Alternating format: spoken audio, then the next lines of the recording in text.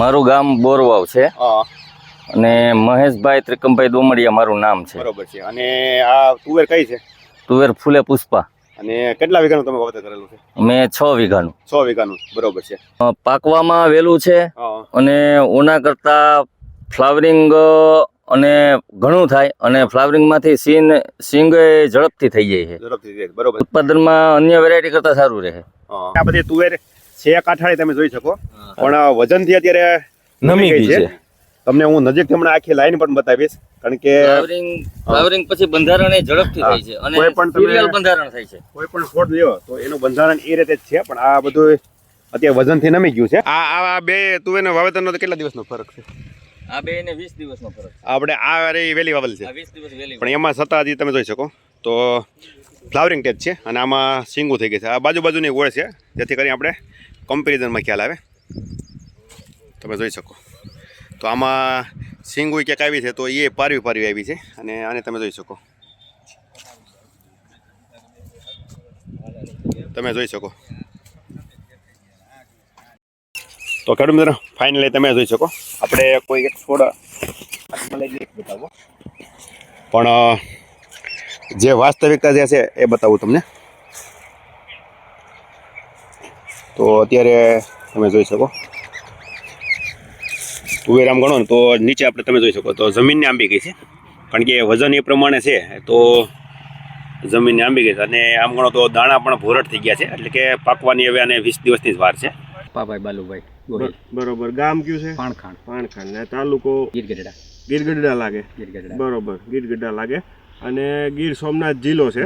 તો મગફળી અને તુવેરનું કોમ્બિનેશન જે ખેડૂતને કરવું છે તેના માટે આ વેરાયટી ખૂબ જ અનુકૂળ. બરોબર. ઘણી વખત શું છે કે ખાલી વનસ્પતિનો ગ્રોથ થઈ જતો હોય એટલે દેખાય સારું, પણ માલ જેના પૈસા જે આવવાના છે માલ ના આવવાના છે.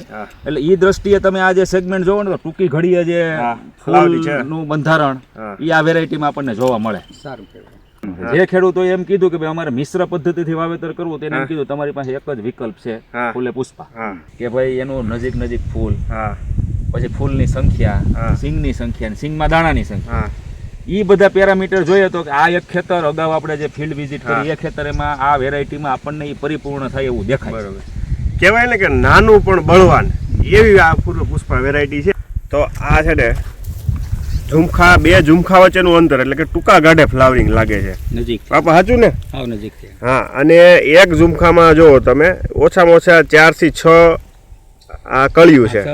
હા, અને કોક છોડવામાં જેમાં સિંગુ થઈ ગઈ છે એમાં જોવો કે તમે 4-6 સિંગુ બંધાઈ જાય છે.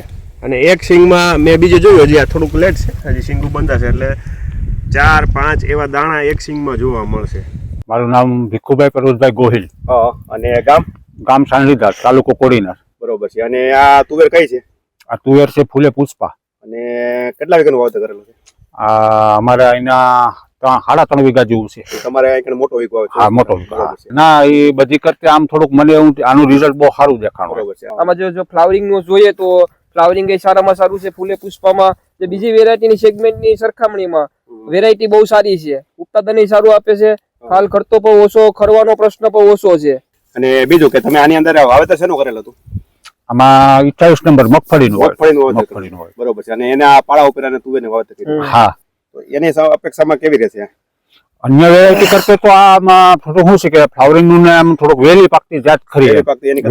હા, જે બધી છે આગળ આપણે જોયું એ પ્રમાણે એ થોડુંક ઠંડુ બિયારણ. બરોબર છે. એટલે મતલબ આની કરતા લેટ પાકતું. હા, થોડુંક વહેલું પાક. બીજું કે હું તમને ફીલ્ડ બતાવું તો લાગે છે આપણે કોઈ એક છોડવો લઈ અને નથી બતાવતા, જે છે એ વાસ્તવિકતા બતાવું છું.